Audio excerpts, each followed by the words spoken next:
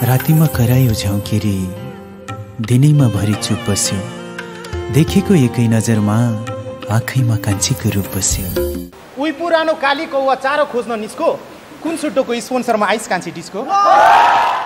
हे गाइदेऊ गीत किन भाउ खाकी छौ, कि त मुखमा पिडालु राखी छौ गलबन्दी। कहाली लाग्दो जीवन यात्रा गुजारेका प्रकाश सपुत।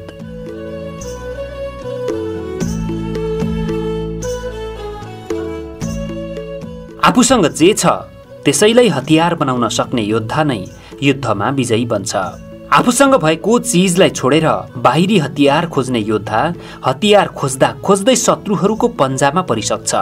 जीवनका तमाम भोगाइहरूबाट प्राप्त अनुभूतिहरू जीवनको युद्धका लागि प्रयोग गर्न सकिने सर्वोत्तम हतियारहरू हुन्। जीवन भोगाइका अनुभूतिहरूलाई इच्छा शक्तिको आरणमा हालेर घोटेपछि सृजनशील हतियारहरू तयार हुन्छन्। अहिलेका चर्चित कलाकार प्रकाश सपुतको हकमा पनि यही भयो। आज उनी जति सफल छन्, उनले भोगेको जीवन हामी धेरैका लागि कल्पना बाहिर छ। आजको यस सामग्रीमा हामी प्रकाश सपुतको सङ्घर्ष र सफलताको फेरिस्ता प्रस्तुत गर्दैछौँ। यो सामग्री पूरा हेरेर तपाईहरूका मनमा लागेको कुरा तल कमेन्टमा लेखिदिनुहोला।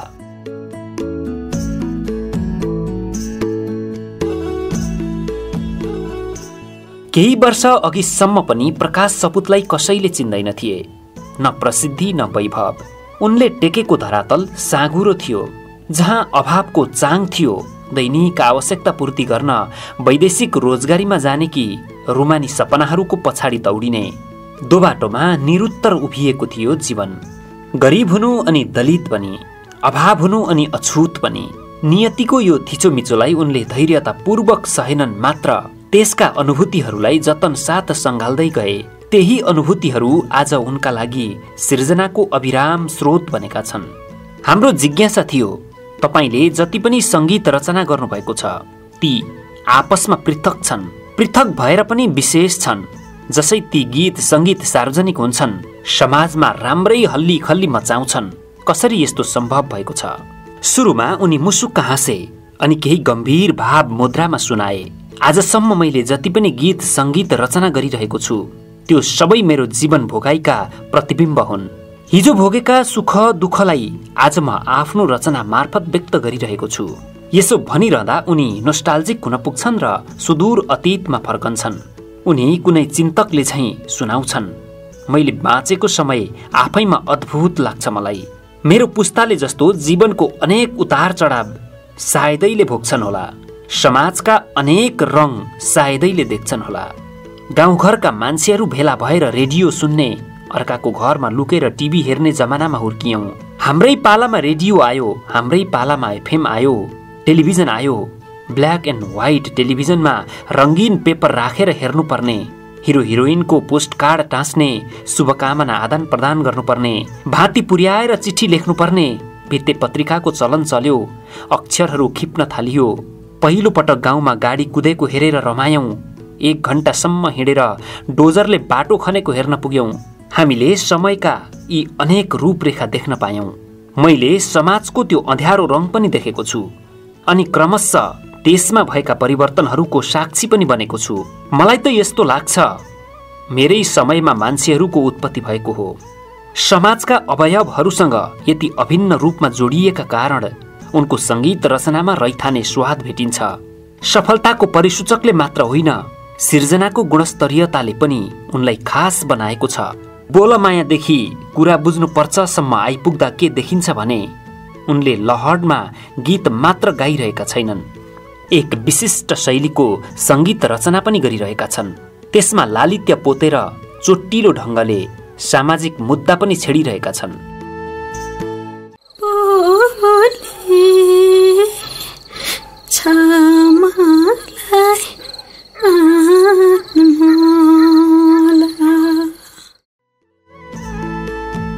करिब 3 वर्ष अघि सार्वजनिक भएको बोलमाया गीतले प्रकाश सपुतलाई स्पटलाइटमा अवतरण गरिदियो। त्यसपछि उनी यत्र तत्र सर्वत्र छाए। यो वियोगान्त गीतको खाका उनले आफ्नै बुबाको कथाबाट तयार गरेका थिए। जसले आफ्नो सम्पूर्ण वंश वैदेशिक रोजगारीमा खर्चिए। वृद्ध बुबा आमाको उपचार गर्ने, कलिला लाला बालाहरूलाई शिक्षा दीक्षा दिने, नवजवान श्रीमतीको ओठमा खुसी ल्याउने सपना बोकेर घर आँगन छोडेका थुप्रै युवा निर्जीव बनेर कफिनमा फर्किन्छन्। नेपाली समाजको यही परिबन्धलाई प्रकाशले मर्मस्पर्शी शब्द र भाकामा उतारे। गीतको अन्त्यमा प्रयुक्त बिलौना भाका उनले आफ्नै हजुरआमाबाट लिएका हुन्। प्रकाश भन्छन्, म काठमाडौँमै हराइरहेको थिएँ। उता हजुरबुबा बित्नुभयो। हजुरबुबा भजन गाइरहनुहुन्थ्यो रे। हजुरबुबाको मलामी जान पनि पाइएन। अर्को दिन म घरमा पुगेँ। पुग्ना साथ हजुरआमाले अँगालो हालेर रुनुभयो। यसरी रुँदा उहाँले भाका हालेर केही पंक्तिमा आफ्नो गुनासो पोख्नुभयो। हाम्रोतिर मान्छे मर्दा त्यसरी नै भाका हालेर रुने गरिन्छ। हजुरबुबालाई गीतमा खेलाउँछु भन्थिस् तर पाइनस् भन्ने खालको कुरालाई लय मिलाएर उहाँले रुनुभयो। मैले बोलमाया गीतको क्लाइमेक्समा त्यही भाका शैलीलाई उतारे। गीतको भिडियो उनले आफ्नै गाउँको सेरोफेरोमा छायाङ्कन गरे। भिडियोमा देखिने अधिकांश अनुहार उनकै गाउँले दाजुभाइहरू हुन्। प्रकाश सपुत आफ्नो गाउँ समाजसँग अत्यन्तै निकट छन्, आभारी पनि छन्। संगीत रचनामा उनले आफ्नो गाउँको स्वाद मिसाउने गर्छन्। उनी गाउँमुखी सर्जक हुन्, जबकि हिजो उनका लागि त्यो ठाउँ समाज त्यति हार्दिक थिएन। हामी सबैभन्दा निम्न स्थानमा थियौं। साथीभाइहरूको घरमा पस्न हामीलाई छुट थिएन। आफ्नो जुठो आफैले पखाल्नु पर्थ्यो, प्रकाश सुनाउँछन्। हामी निम्न वर्गका हौं भन्ने मनोविज्ञान जन्मजात विकास भएछ। प्रकाशलाई याद छ, उनीहरूलाई मूल घरबाट छुट्याएर गोठमा सारिएको थियो। त्यही गाईबस्तु बाँध्ने र त्यही उनीहरूले खाने बस्ने। बुबा वैदेशिक रोजगारीका लागि मलेसिया, एक्ली आमाले हुर्काउनु पर्ने साना लालाबाला। उनका पुर्खाको एउटै इलम थियो आरन। गाउँघरका हँसिया कचिया बनाइदिने अनि त्यस बापत गाउँ छिमेकबाट अन्नपात उठाउने। यसरी अन्नपात उठाउन जाँदा अर्काको घरभित्र पस्न नपाइने, ढोका बाहिर बसेर हात फैलाउनु पर्ने, आफूले जुठो बनाएको भाँडा बर्तन त्यत्तिकै छाड्न नमिल्ने, पखालेर राखिदिनु पर्ने। उनको बाल्यकालको जीवन भोगाई यस्तै थियो। प्रकाश सपुत प्रदेशमा जन्मिए, दिल्लीको अजितपुरमा। रोजगारीको खोजीमा बुबा त्यता बसेका थिए। उतै घरजम भयो। पछि नेपालबाट प्रकाशका हजुरबुबा दिल्ली पुगे। छोरालाई घर फर्काए। तर बुबा आमाले प्रकाशलाई बागलुङको घरमा लगेनन्, मामा घरमा छाडिदिए। गाउँमा दुःख छ, बुबाहरू यसै भन्थे। उनी बुटवलकै मामा घरमा बसेर पढ्न थाले। 8 वर्षको उमेरपछि भने प्रकाशलाई गाउँ पुर्याइयो।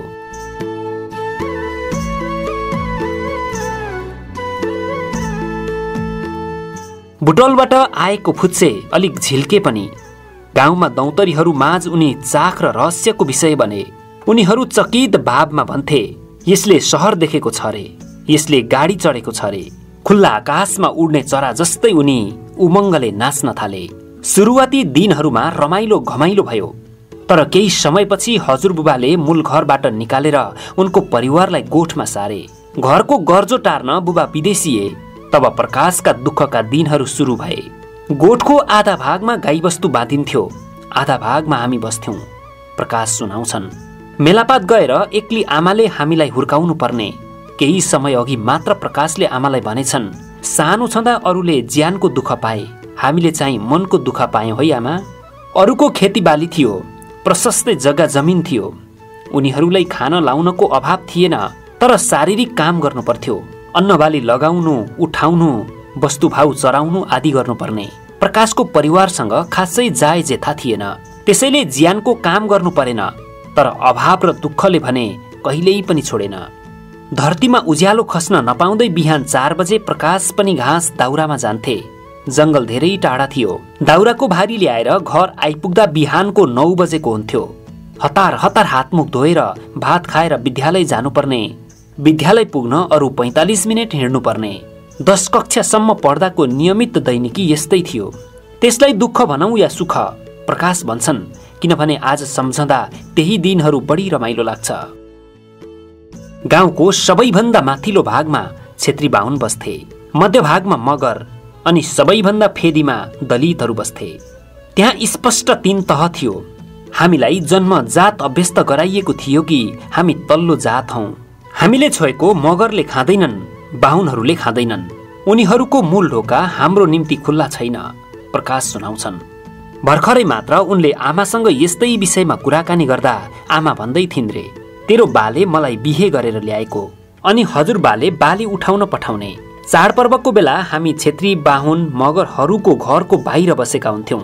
बाली पर्खेर उनीहरूभित्र टन्न भोज खाइरहेका हुन्थे। हामी झोला बोकेर ढोका कुरेर माग्न बस्थ्यौं, अनि उनीहरूले फलानो आयौ, लु यो अन्न लैजाऊ भन्थे। त्यति बेला त हामीलाई केही लाग्दैन थियो, अहिले सम्झिँदा कस्तो लाज लाग्ने। गरिबी कतिसम्म निर्दयी हुन्छ भने यसले एउटा परिवारलाई एकसाथ बस्ने र खाने छुट पनि दिँदैन। गरिबीले लखेटेपछि बुबा विदेशिए। 18 वर्षको किशोर भएमा उनी काम खोज्दै भारत पसे, त्यसपछि मलेसिया। उमेरले 50 वर्ष टेकेपछि मात्र उनले सन्तोषको सास फेर्न पाए, वैदेशिक रोजगारीबाट विश्राम पाए। नियतिले नै हामीलाई ठगेको थियो, प्रकाश सुनाउँछन्। हामीमा जन्मजात नै यस्तो मानसिकता विकास भयो कि हामी भनेका साना जातका हौं। अर्काको पराल बोक्न जानुपर्ने, पराल बोकेर ल्याइदियो अनि अरू भित्र पसेर खाजा खाना खाने। हामी बाहिर नै बस्नुपर्ने, बाहिरै बसेर खायो अनि भाँडा पनि माझिदियो।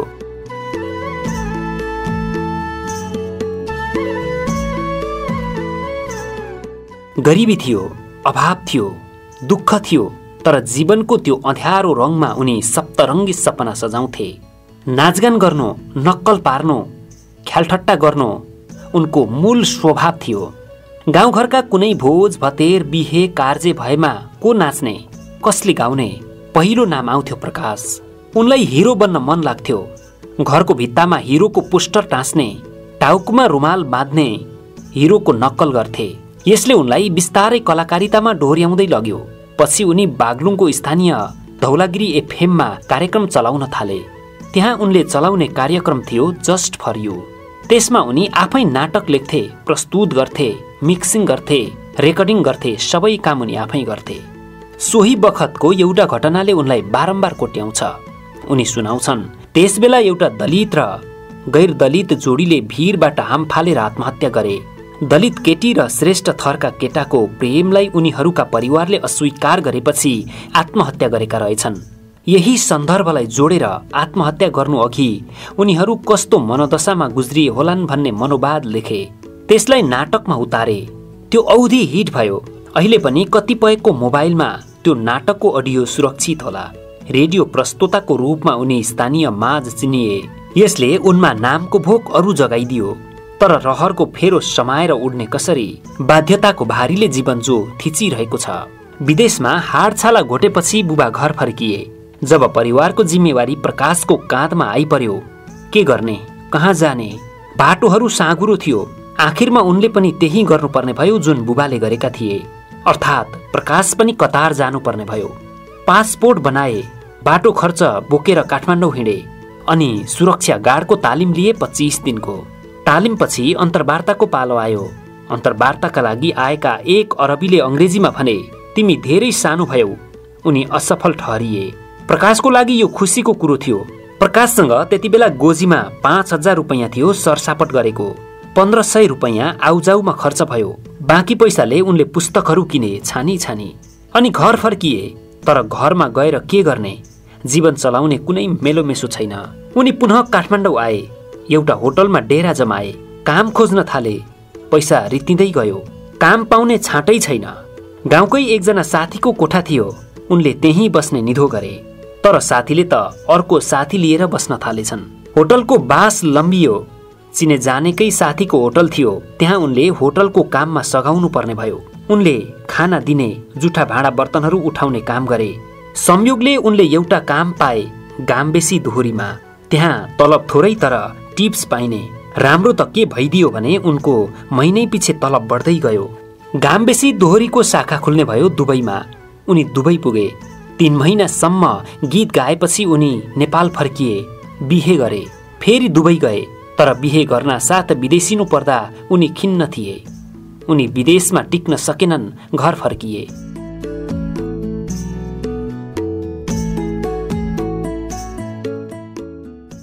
फेरि उही दुःख, उही अभाव, उही सङ्घर्ष।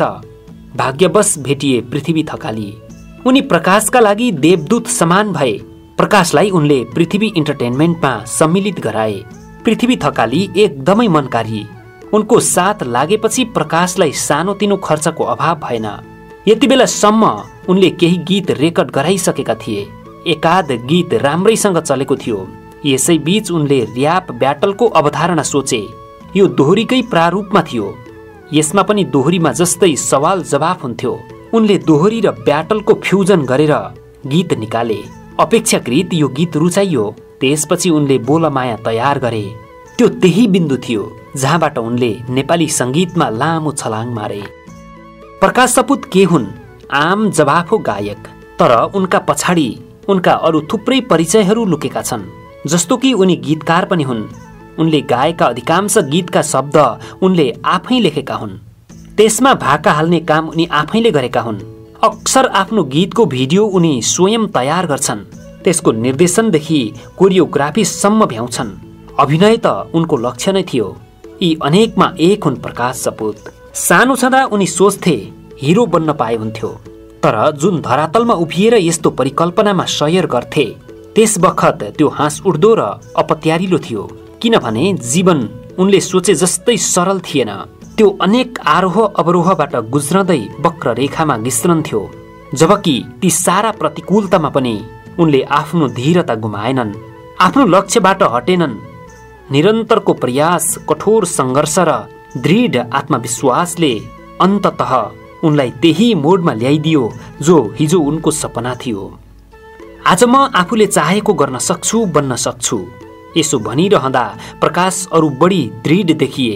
जबकि यसमा उनको दम्भ होइन, आत्मविश्वास प्रगाढ थियो। जब उनले चाहेमा हिरो बन्न सक्छन्, सिनेमा बनाउन सक्छन्।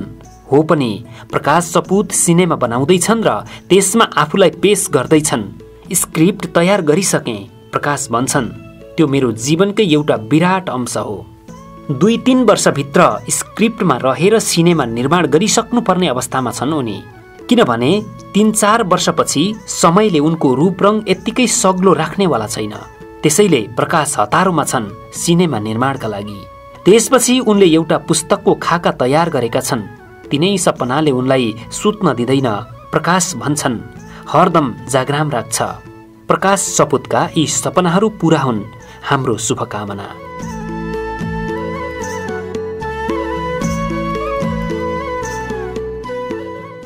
दर्शकवृन्द, हामीले प्रकाश सपुतले भोगेको काली लाग्दो जीवनको नालीबेली यहाँ प्रस्तुत गर्यौं। उनी कहाँ जन्मिए, कसरी हुर्किए, बाल्यकाल कसरी बित्यो, जीवनको सङ्घर्षको सुरुवात कसरी गरे, सङ्घर्षहरूमा कसरी डटेर लडे, कसरी जीवनको यो तमाम सङ्घर्षलाई पराजित गरे, यी आदि इत्यादि कुरा हामीले यहाँ तपाईहरूका लागि प्रस्तुत गर्यौं। यो सामग्री हेरिसकेपछि तपाईहरूलाई कस्तो लाग्यो, आफ्नो स्वतन्त्र प्रतिक्रिया राखिदिनु हुन विनम्र अनुरोध गर्दछौं।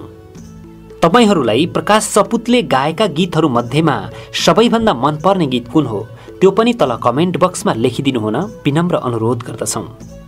दर्शकवृन्द, हामीले यो सामग्री अनलाइन खबरका लागि शिव मुखियाले तयार पार्नुभएको लेखबाट साभार गरेका हौं र यो सामग्रीको लिङ्क हामीले तल डिस्क्रिप्सन बक्समा पनि राखेका छौं। तपाईहरूले त्यो लिङ्क खोलेर यो लेख पढ्न पनि सक्नुहुनेछ। दर्शकवृन्द, यो भिडियोलाई अन्तिमसम्म हेरिदिनु भएकोमा तपाईहरूलाई धेरै धेरै धन्यवाद। हवस् त, नमस्कार।